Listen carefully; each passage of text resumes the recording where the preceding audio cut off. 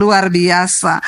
Iya, malam hari ini saudara, ya saya mau menyampaikan firman Tuhan, yaitu dengan tema mengalami Tuhan. Ya, mengalami Tuhan. Ini sepertinya tema yang biasa ya, tetapi banyak orang Kristen yang belum mengalami Tuhan. Ya, karena saya percaya kekristenan itu bukan hanya sekedar agama saudara. Tetapi kekristenan bicara tentang hubungan pribadi kita dengan Tuhan. Mengapa banyak orang gampang goyah, gampang jatuh, bahkan gampang meninggalkan Tuhan? Ya karena mereka belum mengalami Tuhan. Ya, sebuah hubungan yang dibangun ya, namun tanpa pengalaman bersama itu nggak mungkin, saudara. Ya, misalnya ada orang ya kenalan cuma di sosial media nih, saudara, pacaran ya, tapi tiap kali mau diajak ketemu, berjumpa pribadi, ya dia nggak mau. Kira-kira tuh hubungan yang sehat atau tidak sehat, saudara? Ya pasti tidak sehat. Kenapa? Karena kita nggak punya pengalaman pribadi. Demikian dengan Tuhan. Pengalaman pribadi dengan Tuhan atau mengalami Tuhan, ya itu adalah sebuah pengalaman yang nyata antara kita dengan Tuhan dan bukan hanya sekedar pengetahuan teologi atau pemahaman doktrin saja. Hari-hari ini banyak orang menjalani agama Kristen itu hanya sekedar sebuah pengalaman pengetahuan teologi atau pemahaman doktrin. Kalau ditanya, kamu percaya nggak Tuhan itu ada? Saya tanya malam ini, saudara percaya nggak Tuhan ada? Ya, kenapa saudara percaya Tuhan ada? Ya, kenapa saudara percaya Tuhan ada? Jadi kalau kita ditanya lebih lagi, kenapa kamu percaya Tuhan ada? Ya, kenapa saudara? Oh, karena memang ya dari dulu, dari kecil orang tua saya mengajarkan ya Tuhan itu ada. Guru agama saya bilang Tuhan itu ada. Ya, oh saya lihat ya ada matahari, ada bulan, ada bintang, berarti Tuhan itu ada yang menciptakan. Tapi ketika kita mau berkata bahwa Tuhan itu ada, jangan hanya berhenti sampai di situ. Ya, karena itu semua adalah teori-teori yang menyatakan bahwa Tuhan itu ada. Dan semua orang secara universal tahu akan teori itu, saudara. Ketika kita ini punya iman yang sungguh kepada Tuhan, ya, ketika kita ditanya sama orang, kalau saya ditanya, ibu percaya nggak Tuhan Yesus itu ada? Ya saya bilang saya percaya banget, nget. Ya, kenapa ibu percaya Tuhan itu ada? Ya bukan karena guru agamaku bilang Tuhan ada. Bukan karena saya melihat ada matahari, ada bulan, ada bumi. Ya itu juga memang teori tentang Tuhan itu ada, pencipta itu ada. Tetapi kalau ditanya kenapa ibu percaya Tuhan ada, maka saya akan memulai kesaksian saya di mana saya berjumpa secara pribadi dengan Tuhan. Ketika kita malam ini ditanya percaya nggak Tuhan ada, apakah saudara memiliki kesaksian pribadi tentang engkau berjumpa dengan Tuhan dan itu bisa menjadi sebuah pengalaman yang cukup membuat imanmu itu kuat di dalam Tuhan? Rasul Paulus bilang begini, tidak ada satu pun yang bisa memisahkan aku dari Kristus. Apakah itu kelaparan, aniaya, ketelanjangan, kemiskinan, kematian sekalipun tidak sanggup membuat aku berpisah dari Kristus. Kenapa? Satu alasannya kata Rasul Paulus, karena aku sudah berjumpa dan mengalami Kristus. Dan itu cukup. Apalagi cuma karena jodoh mau tinggalin Tuhan nih. Ya nggak mungkin. Anak muda dengar baik-baik ya. Jangan cuma karena jodoh kau tinggalkan Tuhan. Makanya saya kalau ditanya, Bu itu ada orang mau tinggalin Tuhan. Itu Kristen-Kristen ilegal yang namanya belum tercatat di dalam sorga. Kenapa? Mereka belum punya pengalaman pribadi dengan Tuhan.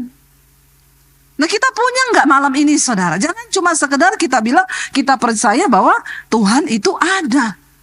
Tapi kita nggak punya pengalaman pribadi dengan Tuhan. Setiap kita wajib punya pengalaman pribadi dengan Tuhan. Mengalami Tuhan itu sendiri. Ya, mengalami Tuhan bukan hanya bicara tentang doktrin, bukan bicara tentang pemahaman teologi, tetapi melibatkan Tuhan. Itu bicara tentang interaksi kita yang lebih dalam dengan Tuhan. Ya, di mana lewat hubungan yang dalam dengan Tuhan itu membawa perubahan dalam hidup kita, katakan. Sudahkah hidup kita berubah? Sudah, Bu, dulu kurus sekarang gendut. Ya, itu bukan perubahan, saudara, itu perkembangan. Ya, mengembang ke kanan dan ke kiri. Mengalami Tuhan adalah sebuah hubungan yang melibatkan interaksi kita dengan Tuhan yang dalam, dan itu membawa perubahan dalam kehidupan kita secara pribadi. Sehingga orang yang mengalami Tuhan hidupnya nggak sama lagi. Amin. Dulu merokok, sekarang narkoba, Bu. Itu ketemu setan, bukan ketemu Tuhan itu. Ya, kalau orang ketemu Tuhan dulu merokok, sekarang tidak merokok. Ya. Pernah ya Pak, Bapak yang di sini kacamata angkat tangan tuh. Dulu Bapak merokok ya? Ya, sekarang tidak lagi. Kenapa Pak? Dimarahin istri? Enggak ya, karena mengalami Tuhan. Ketika orang mengalami Tuhan, punya pengalaman pribadi dengan Tuhan, hidupnya pasti berubah, saudara. Saya tuh sering mendengar kesaksian, Bu, saya mau bersaksi di mesbah doa, saya bacakan. Saya ini, tadi malam saya baca, saudara. Saya ini dulu, Bu, orangnya emosian, tukang tersinggung, tukang marah-marah. Tiap hari berantem sama suami. Saya curigaan sama suami. Ya, pokoknya saya nggak terima kalau disalahkan. Dan saya tidak pernah mau minta maaf. Bahkan kadang kalau suami saya minta maaf, saya tidak maafkan dia. Itu dulu saya, padahal saya sudah Kristen sejak kecil. Di sini masih ada yang begitu? Nggak usah angkat tangan. Ya, jangan angkat tangan, di dalam hati saja. Tapi sejak saya mendengarkan firman Tuhan yang Ibu sampaikan, saya mulai mencari Tuhan. Dan sekarang, Bu, saya sudah mengalami Tuhan. Sekarang saya tidak pemarah lagi, tidak tersinggungan lagi, tidak emosi lagi, tidak sakit hati lagi. Bahkan sekarang kalau saya ribut dengan suami, saya duluan yang minta maaf. Jadi rumah tangga kami sekarang dipenuhi dengan sukacita dan damai sejahtera. Karena aku mengalami Tuhan. Amin, saudara. Ya, ayo kita jadi orang Kristen yang alami Tuhan. Rugi kita jadi Kristen tapi tidak mengalami Tuhan. Ya, alami Tuhan.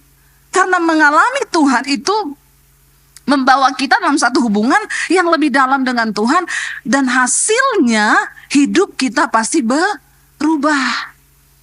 Kalau ada orang Kristen hidupnya nggak berubah-berubah, saya tuh bertanya loh, dia ini ketemu Tuhan atau ketemu hantu? Ya, karena Tuhan kalau dibalik-balik jadi hantu loh, saudara. Jangan dibalik-balik, Tuhan tuh tetap Tuhan, amin. Ada orang Kristen puluhan tahun hidupnya nggak berubah. Yang emosi-emosian terus, yang tersinggungan terus, yang mabok-mabok terus, selingkuh terus. Nah, ini kekristenan macam apa? Kalau orang ketemu Tuhan, dia pasti mengalami perubahan. Mengalami Tuhan itu lebih dari sekedar belajar tentang Tuhan.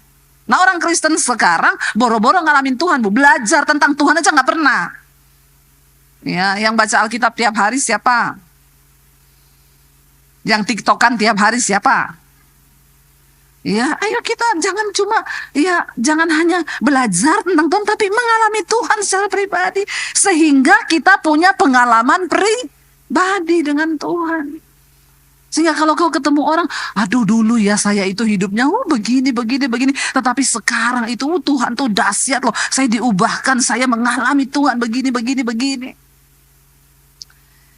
Dan ketika kita mengalami Tuhan, kita punya pengalaman pribadi dengan Tuhan secara pribadi yang lebih dalam, maka kita akan mulai merasakan kehadiran Tuhan, kita mulai mengerti kehendak Tuhan, kita mulai mengerti kasih Tuhan, kita mulai mengalami kuasa Tuhan, saudara.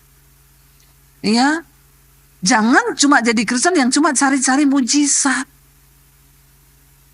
Tapi ngalami Tuhan. Karena waktu kita mulai ngalami Tuhan, kita mulai peka terhadap Tuhan. Peka terhadap hati Tuhan. Sehingga orang kalau sudah mengalami Tuhan, dia peka dengan Tuhan, ya dia nggak mungkin marah lama-lama. Amin. Suami istri kalau berantem, berapa lama di sini? 3 hari 3 malam nggak bicara? Ada di sini masih begitu? Enggak ya? Cuma 5 menit cukup toh? Haleluya ya. Waktu kita punya hubungan dengan Tuhan baik, kita bisa ngerasain hati Tuhan. Ketika kita berantem, Tuhan itu tidak senang. Lalu kita nggak sejahtera. Aduh Tuhan, ini tidak sejahtera, pasti aku nih ribut sama suamiku. Di sini tuh alarmnya bunyi, saudara. Ya, tidak enak. Kamu tuh jangan lama-lama lo berantem sama suami. Ayo berdamai lo. Ayo berdamai. Karena firman Tuhan berkata, kalau kamu lama-lama berantem sama suami, maka kamu tuh nggak berkenan sama Tuhan. Jauh dari berkat Tuhan. Lalu kita cepat-cepat berdamai. Ya, itu orang yang mengalami Tuhan tuh begitu, saudara. Kita akan mulai mengalami kuasa Tuhan karena kita mengerti perasaan Tuhan, kita peka mendengar suara Tuhan, maka kita akan mulai mengalami Tuhan dan mengalami kuasa Tuhan, saudara. Perjumpaan pribadi dengan Tuhan, ya, itu akan membawa kita dalam pengalaman dengan Tuhan dan pasti kita akan mulai mencari Tuhan lewat doa, ya, lewat pemahaman Alkitab. Kita mulai punya pengalaman di dalam perjalanan hidup kita. Kenapa kita harus mengalami Tuhan?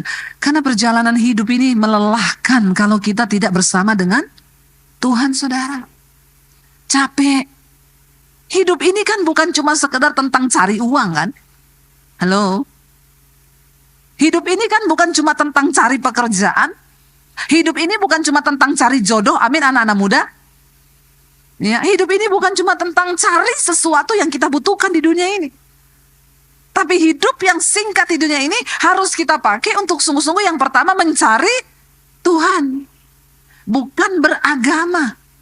Karena banyak orang yang menyebut dirinya Kristen, tapi sesungguhnya dia belum ketemu dan mengalami Tuhan secara pribadi. Ya, ayo kita cari Tuhan sungguh-sungguh. Ya, saudara, firman Tuhan berkata, Ibrani 11 ayat yang ke-6, kita baca saudara di sana. Ibrani 11 ayat yang ke-6 firman Tuhan berkata begini, tanpa iman, mustahil orang berkenan kepada Elohim, kepada Tuhan.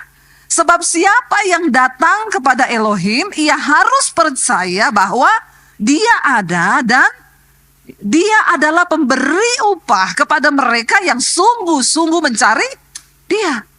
Perhatikan di sana, tetapi tanpa iman kita tidak mungkin berkenan kepada Tuhan. Oke, malam ini semua sudah punya iman. Angkat tangan yang punya iman kepada Tuhan. Haleluya. Berarti saudara ya mendapatkan perkenanan Tuhan, saudara. Tapi jangan berhenti hanya di punya iman. Kalau mau mengalami dan mendapatkan upah dari Tuhan, kita masuk lebih dalam lagi. Di sana dikatakan, sebab siapa yang datang kepada Tuhan, ia harus percaya bahwa Tuhan itu ada. Dan Tuhan akan memberi upah kepada semua orang yang sungguh-sungguh mencari Dia. Tapi banyak orang cuma, ya udahlah yang penting ke gereja hari Minggu. Yang penting kita nggak nyakiti orang ya. Jangan utang nggak bayar. Tapi lebih dari itu, saudara, kenapa kita harus cari Tuhan sungguh-sungguh? Karena ayat ini berkata, orang yang sungguh-sungguh cari Tuhan dapat apa? Upah.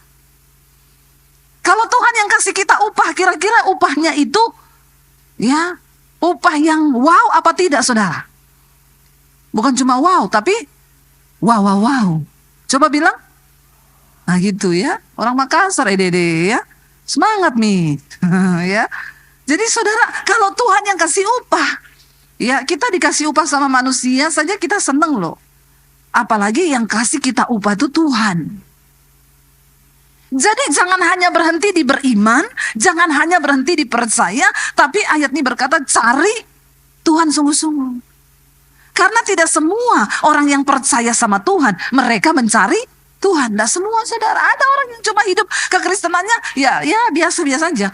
Semua orang yang namanya tercatat di dalam Alkitab, mereka bukan orang Kristen yang rata-rata seperti pada umumnya, saudara. Semua nama-nama orang yang tercatat di dalam Alkitab, mereka adalah orang-orang yang mencari Tuhan dengan sungguh-sungguh dan dengan segenap hati mereka. Dan karena itu ada upah yang mereka dapat. Makanya kalau kita cuma jadi Kristen pas-pasan, tapi pengen dapat upah, pengen doanya dijawab, pengen ininya dijawab, ya nggak mungkin, jauh itu. Ayo kita mulai percaya ayat ini berkata bahwa Tuhan memberi upah kepada orang-orang yang sungguh-sungguh mencari Dia. Saudara, di dalam Alkitab ada satu kisah dari seorang wanita, seorang perempuan yang mengalami Tuhan di dalam hidupnya, saudara. Ya, Kalau kita lihat saudara di dalam Alkitab, seorang wanita, dia menjamah jubah Yesus, itu ada di dalam Markus ya. Kita buka bersama Injil Markus pasal yang kelima. Ayat 24 sampai ayat 34 saudara. Ya, Markus 5 ayat 24 sampai ayat 34. Kita baca bersama. 1, 2, 3. Yesus pergi bersamanya dan orang banyak itu berdesak-desakan terus mengikutinya. Ayat berikutnya dikatakan 26. Ada seorang wanita yang sedang sakit pendarahan berapa lama? 12 tahun. Saudara, orang sakit pendarahan jangankan bicara 12 tahun.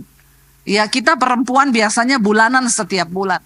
Kalau pendarahannya itu agak banyak, kita pusing loh, benar nggak? Pusing, sakit kepala, lemes. Ya, itu cuma 3 hari apa 4 hari. Kalau 1 bulan, aduh saya udah nggak bisa bayangkan. Saya ini termasuk orang yang kurang darah. Ya, kalau datang drop saudara, waduh itu saya bisa pusing, vertigo, keliengan. Ini perempuan, dia mengalami pendarahan berapa lama? 12 tahun. 1 tahun berapa bulan? 12 bulan. Ini 12 tahun. Ya, coba tolong kita bayangkan dulu dengan pikiran kita. Itu waktu yang lama enggak 12 tahun? Lama, kalau cicil rumah itu udah lunas 2 ya. Ambil KPR saudara ya.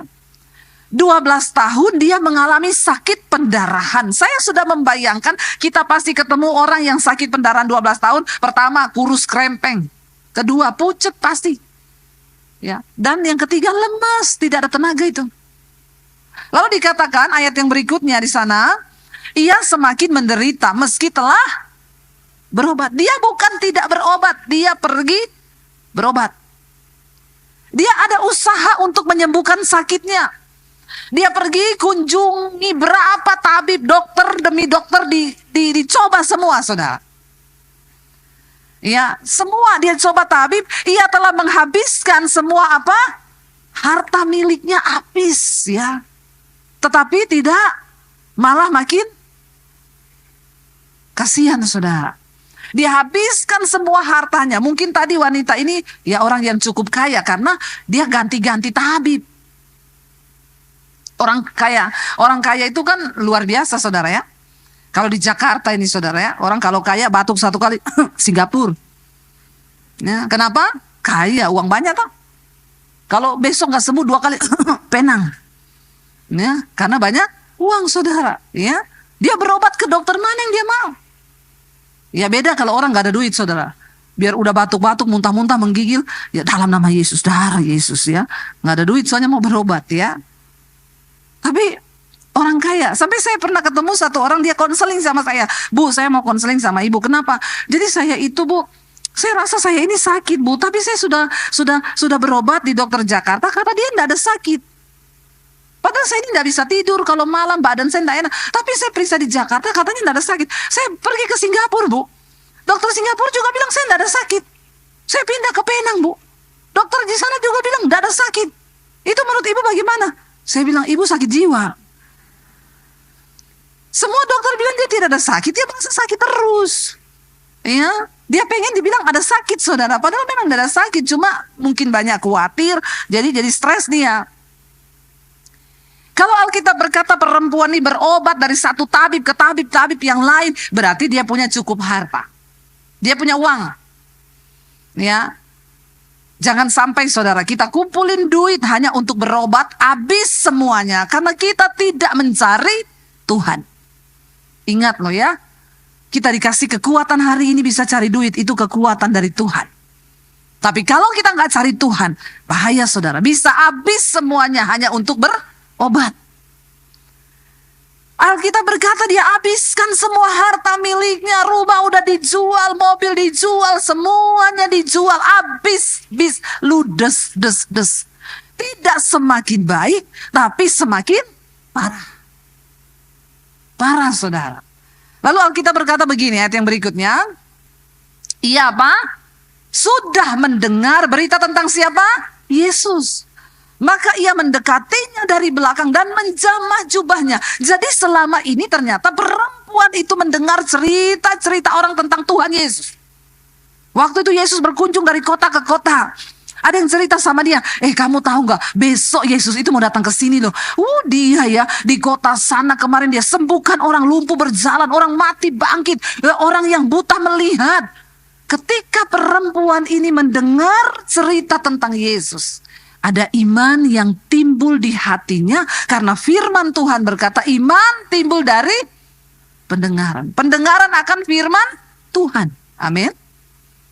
Iman itu timbul dari pendengaran. Dan pendengaran akan firman Tuhan. Makanya sering-sering dengar firman Tuhan. Dengar khotbah. Ya, dengar firman Tuhan. Dengar firman saudara. Supaya iman timbul. Karena iman ini kalau nggak dijaga bisa redup. Lama-lama mati kalau banyak masalah.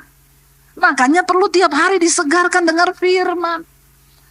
Ketika dia mendengar cerita orang, wah itu Yesus hebat loh. Dia sembuhkan orang, ya orang lumpuh berjalan, orang buta melihat, orang bisu bicara. Pokoknya dia ajaib, dia luar biasa. Dia mendengar. Ketika dia mendengar, ada sebuah kerinduan untuk berjumpa dengan Tuhan Yesus. Lalu ada yang bilang, besok Yesus mau datang ke sini. Saudara, untuk berjumpa dengan Tuhan Yesus, wanita yang pendarahan 12 tahun dan keadaannya semakin parah itu, saya yakin dia harus berjuang dan harus benar-benar ada harga dan pengorbanan yang dia bayar. Dia pasti dengan terseok-seok, dia bangkit dari tempat tidurnya untuk datang dan cegat Yesus di tengah jalan yang akan lewat di kotanya. Itu pasti dia saudara keliengan, saya bayangkan dia pusing, mual gitu, dia jalan cuma untuk ketemu Tuhan. Kenapa? Karena imannya berkata, asal ku jamah jubahnya, aku pasti sembuh. Iman itu yang menggerakkan dia ketemu Tuhan. Mengalami Tuhan secara pribadi. Dan Alkitab berkata begini saudara, ayat yang berikutnya. Sebab ia berkata, sekiranya aku dapat menjamah jubahnya saja, aku akan sembuh. Lalu ayat yang berikutnya berkata begini, seketika itu juga pendarahannya berhenti dan ia merasakan tubuhnya sudah sembuh dari penyakit itu. Dia rasa, enak, aku ndak pusing, ndak apa, aku ndak pendarahan, aku ini sembuh. Ya orang itu kan pasti punya rasa kalau sembuh kan, yang tadinya pusing, keliengan, mual, tiba-tiba ya kalau enggak drop lagi, aku kok enak ya, kayak kita kalau pusing kan lu pusing, begitu minum air gula atau makan, iya saya langsung enak gitu ya. Wanita ini merasa dia sembuh dari penyakitnya saat itu juga, waktu dia berjumpa dengan Tuhan, mengalami Tuhan. Dan hati berkata begini saudara, yang berikutnya lanjut, Yesus menyadari bahwa ada apa? Kuasa yang keluar daripadanya. Ia berpaling ke arah orang-orang banyak itu dan bertanya, saudara, siapa yang menjamah jubahku? Yesus rasa nih ada kuasa yang keluar dari dalam dirinya. Dan Yesus berpaling kepada orang banyak dan dia tanya, siapa yang menjamah jubahku? Lalu saudara, murid-muridnya jawab begini sama Yesus. Baca bersama. Para murid berkata kepadanya, engkau melihat, hello, kata murid-muridnya. Kamu tidak lihat, ini orang ribuan berdesak-desakan di dekatmu dan engkau bertanya siapa yang menjamah aku? Hello, please deh. Ya, kira-kira kalau orang itu ribuan ingin mendekat ke Yesus, semua menjamah dia nggak saudara? Ya makanya murid-muridnya aneh, kok aneh sih bertanya siapa yang menjamah aku? Saya aja tuh kalau diserbu jemaat minta foto, saudara, besok pagi tulang saya remuk semua. Itu baru saya loh, belum Tuhan Yesus itu. Ya, berebut, foto. Nah, terus saya tanya, siapa yang menjamah aku? Hello, please deh. Apalagi ini Tuhan Yesus. Ribuan orang ikut dia dan semua pengen jamah Yesus. Dan murid-muridnya berkata, Tuhan, semua orang ribuan berdesak-desakan di sampingmu dan kau bertanya siapa yang menjamahku? Lalu Yesus jawab apa saudara? Yesus memandang ke sekelilingnya untuk melihat siapa orang yang telah melakukannya. Yesus itu tahu memang banyak orang yang berdesak-desakan menjamah dia, tapi jamahan yang satu ini berbeda. Karena berhasil menarik kuasa Tuhan keluar dari dirinya. Ini adalah gambaran orang Kristen zaman sekarang. Banyak orang berkata ikut Yesus, mereka ke gereja tiap hari Minggu. Ribuan orang datang mencari Tuhan. Ke gereja katanya. Tapi Tuhan tahu orang yang sungguh-sungguh datang dengan hati yang hancur dan pengen sungguh-sungguh ketemu dengan Dia. Banyak orang Kristen yang menyebut dirinya pengikut Kristus. Tapi tidak semua orang bisa menarik kuasa Tuhan turun atas hidupnya untuk bekerja. Memang banyak orang berdesak-desakan, tetapi banyak yang hanya ingin melihat, banyak yang datang hanya tapi wanita ini datang dengan iman.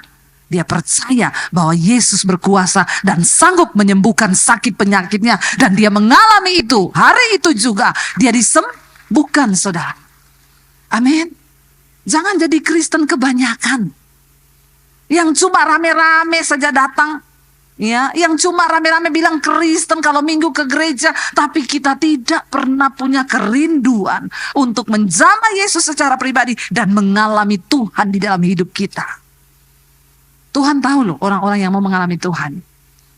Kenapa saya tuh selalu kalau ada orang datang, Bu saya mau konseling. Saya tanya soal apa lagi kau mau konseling? Terus nih jemaat nih tiap hari konseling terus. Lama-lama konsleting. Saya bilang coba ndak usah konseling ya. Tapi mulai hari ini cari Tuhan. Kau masuk di dalam kamarmu, tutup pintu. Nangis tuh sama Tuhan, nangis. Doa sama Tuhan, tuh konseling sama Tuhan. Masuk kamarmu, tutup pintu dan bilang, Tuhan, aku tuh mau cerita sama Engkau Tuhan. Aku tuh capek dalam hidup ini Tuhan. Aku pengen mengalami Engkau Tuhan. Ngomong aja saudara. Sama Tuhan tuh gak usah formal-formal. Kita kalau punya hubungan yang dekat sama Tuhan. Ya, saya yakin mana ada anak kalau dekat sama bapaknya. Ya, ada anak yang dekat sama bapaknya. Misalnya anak saya mau ketemu papinya. Terus dia bilang, papiku. Suami saya bilang, apa anakku? Aku minta uang papi. Alay lebay lu. Mana ada begitu? Iya. Kalau orang punya hubungan yang dekat, anak saya itu saya sudah tahu. Ya dia kalau datang dia bilang, hai Buna. Nah, dia punya panggilan sayang sama saya kalau mau minta duit. Ya dia udah panggil Buna itu berarti dia minta duit. Ya hai Bunaku. Ya halo Bundaku, Bundahara. Dia mau ngomong bendahara itu. Saya kalau dia sudah begitu saya udah bilang ngapa? Mesti ada maunya. Karena kita punya hubungan yang dekat, dia kata sebut. Tapi kalau dia tidak minta uang ketemu, hai mami, apa kabar? Tapi kalau Buna, ini saya udah tahu, saya kenal dia. Kita sama Tuhan gak usah pakai bahasa yang formal, saudara. Bahasa air mata pun waktu engkau datang, kau curhat, dia tahu, dia mengerti hatimu, dia tahu keadaanmu. Saya selalu bilang, ayo kurang-kurangilah konseling, amin. Nggak usah alay, nggak usah lebay. Pengennya konseling terus. Orang Kristen yang suka-suka konseling itu pasti tidak baca Alkitab itu. Coba kau baca itu Alkitab, ada semua masalahmu di situ. Dede, tahu adik kau ini? Ya, baca mau kau itu Alkitab. Supaya kita tahu kebenaran. Waktu kita baca Alkitab baru, oh ada ternyata ini di Alkitab. Ada, semua ada. Enggak ada yang enggak ada. Semua masalah hidup kita mulai dari keuangan, berantem, kepahitan, iri hati, perselingkuhan, ada semua di Alkitab. Masalahnya, ya kita mau cari Tuhan dah. Kita mau mengalami Tuhan gak? Ya saya ini dulu bersyukur loh, waktu saya pertama ketemu Yesus, karena saya bukan dari orang Kristen.